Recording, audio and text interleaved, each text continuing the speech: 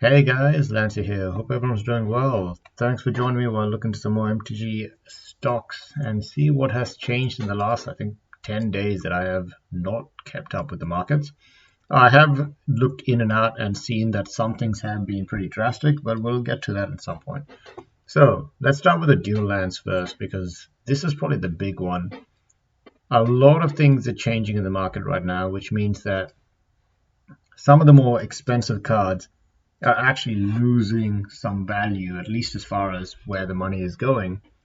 Because I actually think that a lot of people are probably selling at what they consider to be a top for a couple of months, maybe a couple of years.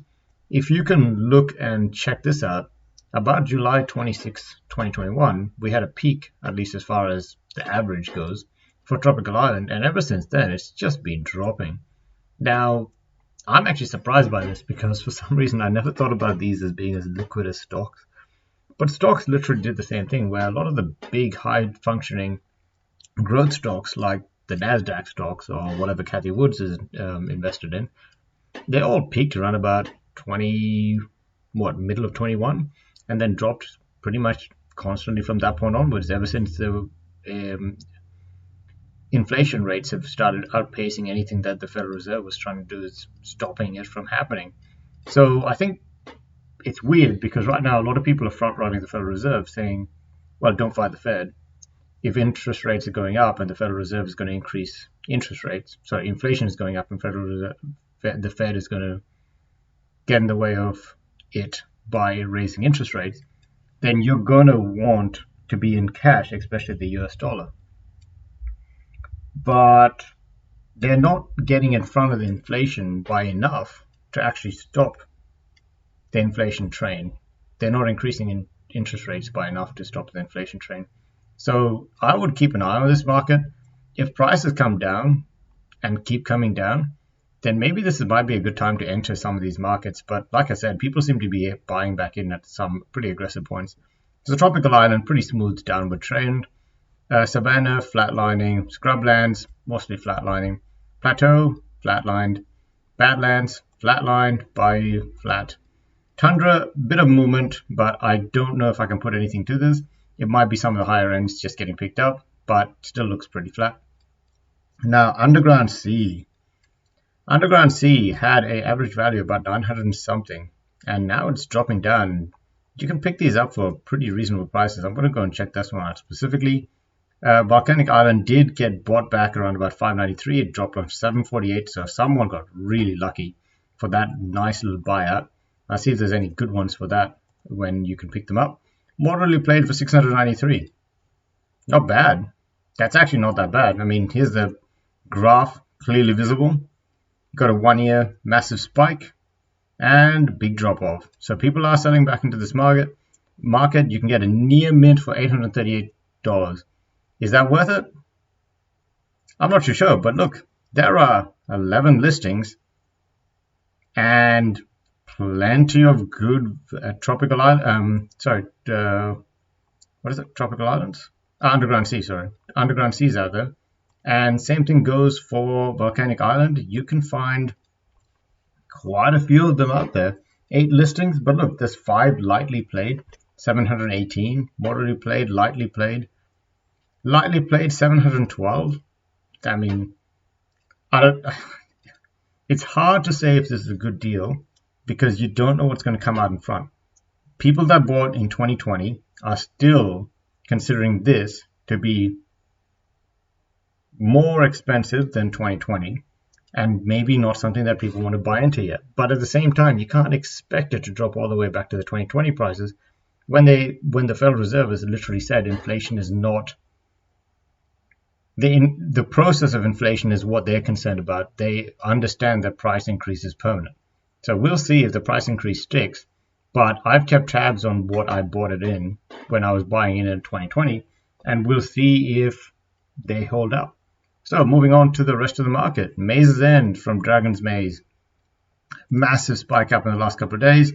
In fact, yeah, this looks like a buyout. So it's a good card if you want to use it for certain decks, mostly for Commander, but yeah, you're pretty much going to use this for 3-color decks and others, and then you're going to look for them for gates and see if you can win through that way. Now that, what's his name? Galos? I forgot his name. The one that got banned from Commander. He was a good one because he would literally come into play and find your card. And he did say enter the battlefield, you can then go and look for any land and put it into play. And he, if you make a blink deck, you can usually get Maze's Ends to win that game. But look at this spike. This is insane. So we're going to have to keep an eye on this one and see if it sells off again. Rabble Rousing, probably not something to keep tabs on yet. Disorder in the Court from Innistrad. Good card. Yep, it's moving pretty aggressively, $1.40 to now $5.40 in the last couple of days. Yeah, we'll have to keep an eye on that one. I think that's actually quite impressive. New Capina. Chandra, Dressed to Kill. This was actually a good card. I didn't pick any of them up, but I always thought this was good. The 3-mana Planeswalker that can deal damage to a target creature or Planeswalker and give you 1 mana, and that's a plus. And the next one is draw a card for a plus. Sitting at $9, that's pretty good value. I'm expecting this card to sit around about $20 and stay pretty consistent there. Lignify from Dual Decks Anthology, not really moving, it's mostly flatlining. Good card. Mystical Dispute from Throne of Eldraine. Yeah, this is a powerful card. I didn't expect it to spike this much, but I think it was a low cost card for a while. And you can still get it from TCG for 89 cents. So, Edon of the Great Revel from Masters 25, pretty much needed in modern red decks. And since modern has been announced as something that's going to be kept tabs on from Paper Magic, yeah, this is going to continue increasing or at least stabilize at $20 or 20 plus. Haunted Ridge from Innistrad, Midnight Hunt. Good dual land, probably usable in at least some standard decks. And last couple, Livonia Salon from Legends. This card looks like it's being heavily manipulated. I'd be careful with this one. It is on the reserve list, gives it a bit more value than some of the other Legends cards that obviously have a printout from reserve list and all that, so with the white border. Is it a good card? Yeah, it actually isn't too bad. It's 6 mana for a 4/4 first strike legendary Landwalk. A legendary Landwalk is actually quite common in Commander, so this is actually quite a funny card, and the art looks kind of cool. So see if you want to pick it up, but I'd say its manipulation is up there. Looks like it's dropping in and out with massive spikes. Seat of the Synoid from Planechase. I would expect the others to also be moving. Yep, they all are. So none of them are on the cheap side. The Secret Lairs one is very expensive, $18.97. That's crazy. But, if you want to pick this up, I think you can actually pick them up from certain Commander decks rather than buy it straight out like this at $4. But, yeah. I'm going through this pretty fast, but standard. Chandra, obviously 30% gain over the week. The Wandering Emperor, 9% gain for the week, $36.35. Haunted Ridge, 32% gain for $10.29. Otawara, Soaring City, 14% gain to now sit at $14. Deserted Beach from Innistrad, $10 to a gain of 19%. All of the dual lands, 21% for the Needle Leverage Pathway. And Branch Loft Pathway also got a 19% increase, now sit at $7.17. Crazy.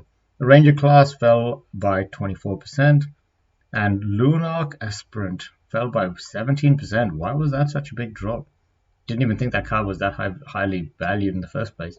And Rockfall Vale, 11% drop to now sit at $2.99. Moving over to Pioneer. Kalitas, Trader of Get, has moved up by 49% in just one day.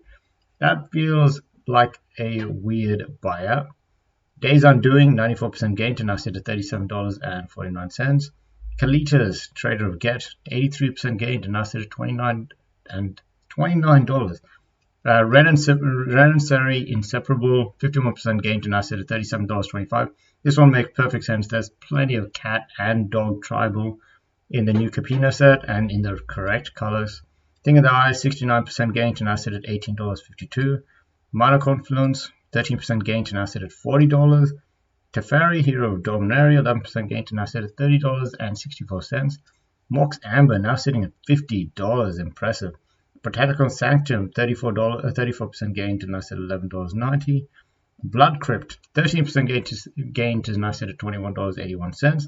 And Spiral Bluff Canal, 12% gain to now sit at $21.99. I read almost all of them out because their gains are insane. Like, these gains I haven't seen since somewhere in 2021 when everything was getting expensive. And the drops, nothing much. Now, the reason why this could be is because of the new set, but also it could be because of the paper magic that got announced with the tournaments being actually quite a bit of value in them. Yeah, we'll have to keep an eye on it. Okay, moving on to Modern. Wargate, 270% gain to now sit at $19.99. Time Save, 40% gain, 405% gain to now sit at $17.48.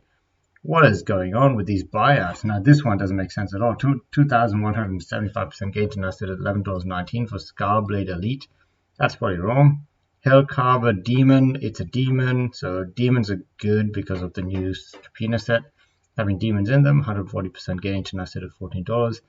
Devoted Druid, lots of infinite combos with this one. 245% gain to now sit at $10.78. Yeah. Bronze Bombshell, 242% gain to now sit at $10.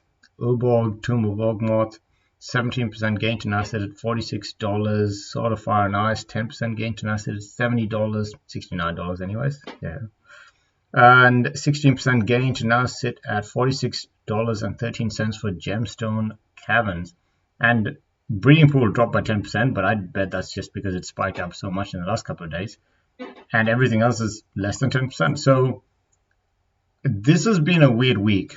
It looks like Reserve List has lost a bit of strength. And it looks like Modern and Pioneer have gained a lot of strength.